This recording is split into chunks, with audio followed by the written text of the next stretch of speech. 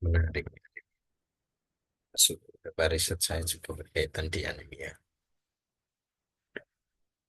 Roadmap saya yang dari sejak 2021 untuk membuat sediaan herbal ya, yang mana itu sebagai tujuannya produknya kayak sangobion gitu, penambah darah, tapi dia dari tanaman burdock yang mana itu bisa menambah darah kalau kita mengkonsumsi. Mak karena administrasinya izin BPOM dan lain itu ribet ya kalau obat, belum lagi nanti uji praklinis 1, 2, 3. Saya masih pada tahap in vivo sih, belum ke praklinisnya. Tetapi karena utopia dan lain-lain, dia masih stagnan, belum ada investor yang mau mencoba. Enggak, ya anemia. Anemia masih cakupannya masih luas, terutama untuk di daerah timur ya. Eh, di daerah timur terkait dengan akses kesehatan dan lain-lain. Kalau Jawa sih jangan, kalau Jawa sih saya rasa sudah cukup. Banyak sekali. Ini untuk capaian pembelajaran atau kuliah. Biasanya kalau orang reguler udah tak kasih gimana, karena adonannya orang reguler kan beda ya. Jadi, tapi yang penting intinya ibu-ibu semuanya paham lah bagaimana parameternya, jenis-jenisnya, definisinya gitu. Ya, kita mulai dulu kerangka pendahuluan. Di dalam anemia itu tidak lepas dari yang namanya, kalau dua parameter ya, kalau enggak hemoglobin ya pada pemeriksaan hematokrit, darah per 100, yaitu itu biasanya menjadi parameter utama. Kemudian kayak tadi udah saya singgung, fungsi dari eritrosit adalah mengangkut oksigen ke seluruh tubuh melalui sel.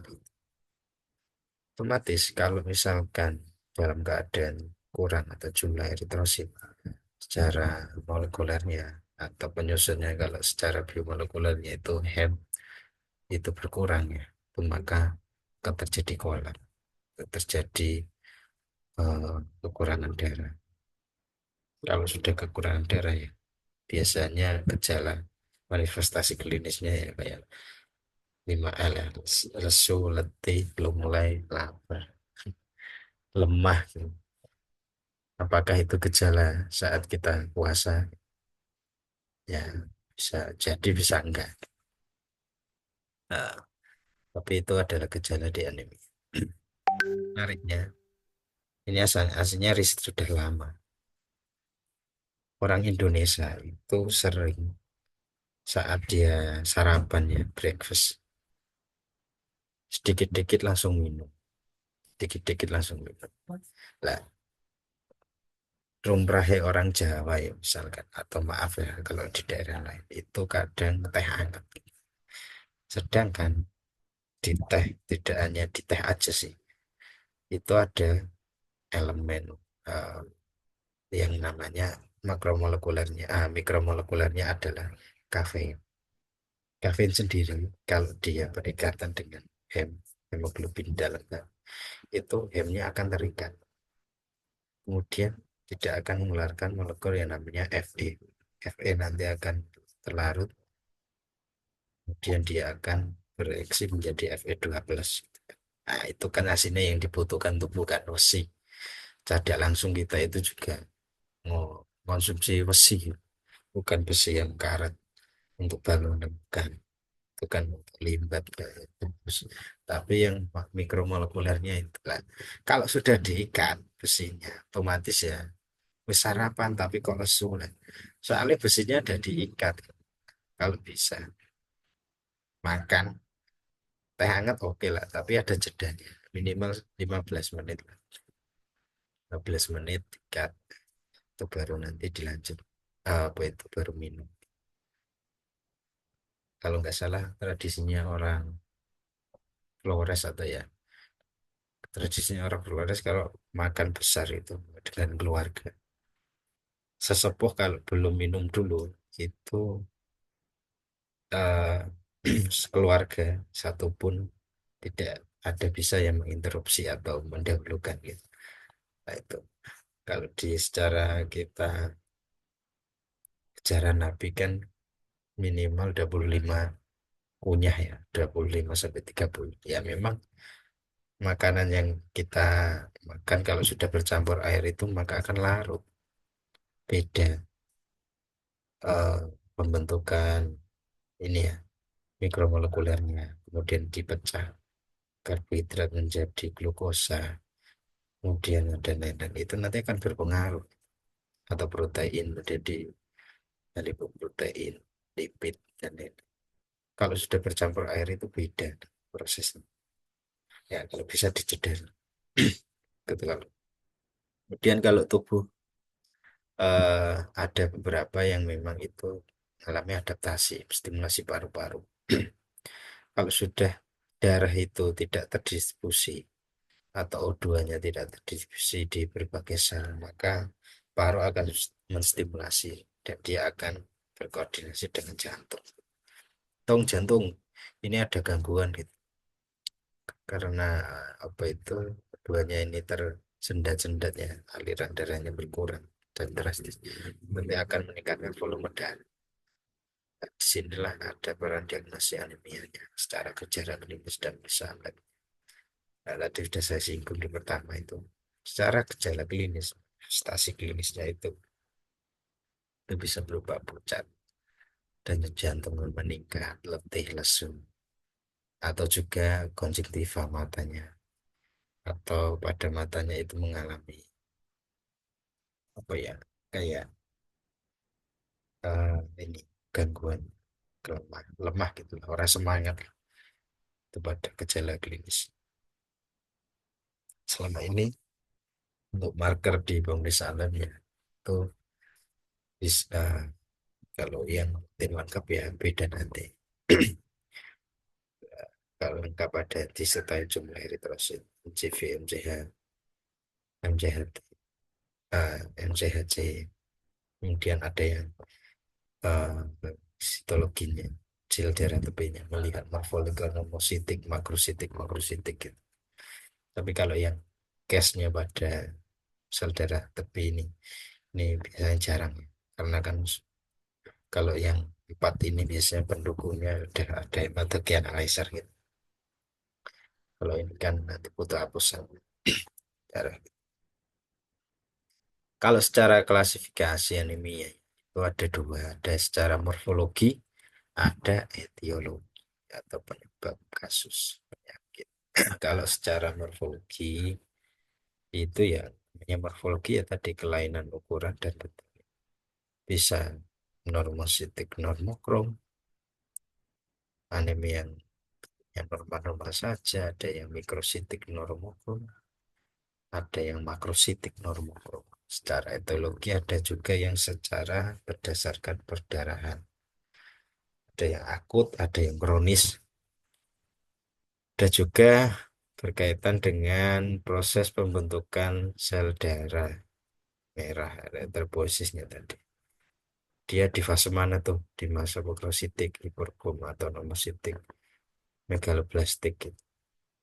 Dan juga pada lisis eritrositnya atau destruksi.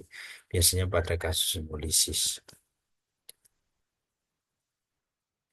Kita awal dulu berkaitan dengan anemia normositik normokrom. Itu biasanya pada ukuran eritrosit normal. Bisa berupa MCH, MCH, MCHC, MCV gitu. Indeks eritrositnya dilihat. Penyebabnya ya bisa perdarahan, hemolisis, penyakit kronis atau infeksi, gangguan bone marrow. Kemudian kalau berdasarkan jenis normositik normokrom itu dibagi lagi juga. Ada yang aplastik, ada yang hemolitik, ada yang kronis, ada yang perdarahan akut. Kemudian kalau kita lihat di mikrositik normokrom Tuh, ya. Tadi kalau mikrositik ya menurut dia lebih kecil. Yang mana itu ada parameter markernya itu dilihat di indeks eritrosiden. Biasanya HB-nya kurang dari normal pada kasus hidroplastik. Atau seringnya pada inti granulomanya terganggu sitoplasmanya. Dan yang terakhir kalau pada mikrositik normokrom itu ada tiga yang defisiensi besi, thalassemia, sites. Nah, kita perlu highlight sedikit thalassemia itu aslinya dia kelainan globulin atau kelainan gen yang mana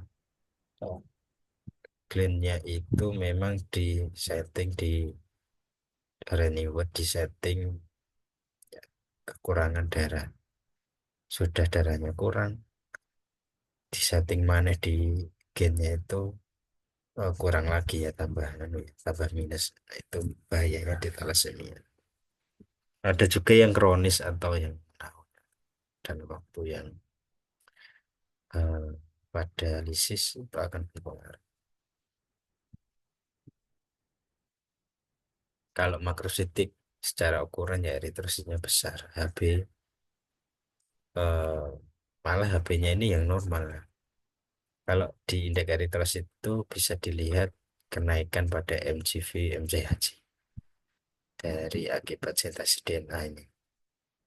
Contohnya pada case kemoterapi cancer. Itu kan ada bahan-bahan kimia tuh pada kemoterapi. Itu biasanya menstimulasi metabolisme sel atau disorder kerusakan. Nah, kalau dilihat di morfologi seperti normalnya pada blood smear, kemudian pada hemokritik, pada makrositik. Kemudian kita pecah lagi irisannya pada anemia makrositik normokrom. Biasanya ada dua, kekurangan asam folat atau defisiensi sama vitamin B12.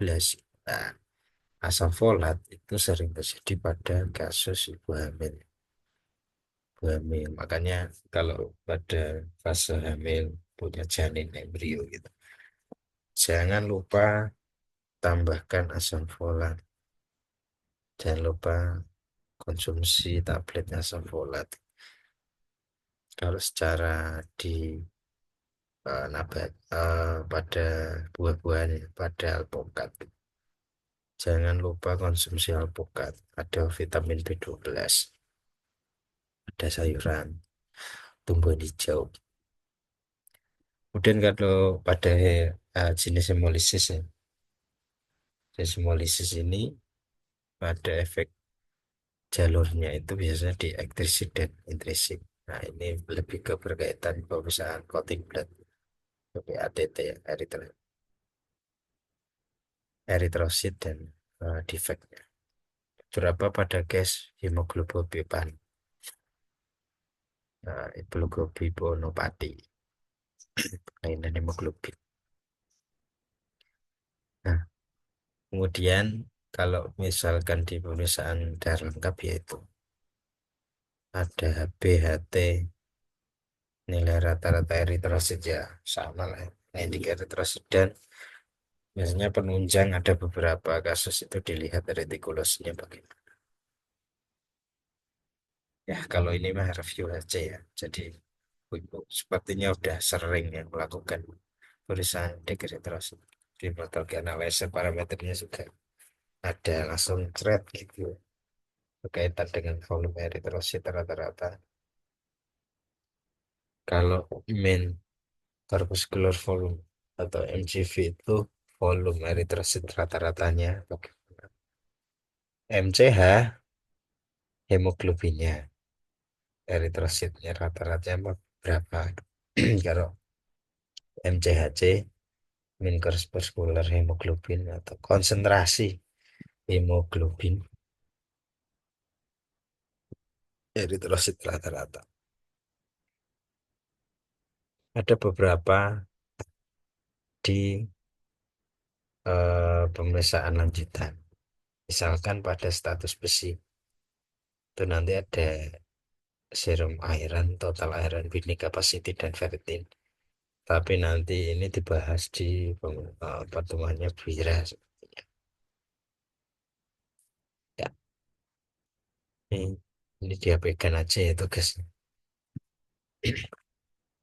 Ya, itu sekilas tentang anemia dan cakupannya perusahaan itu luas banget.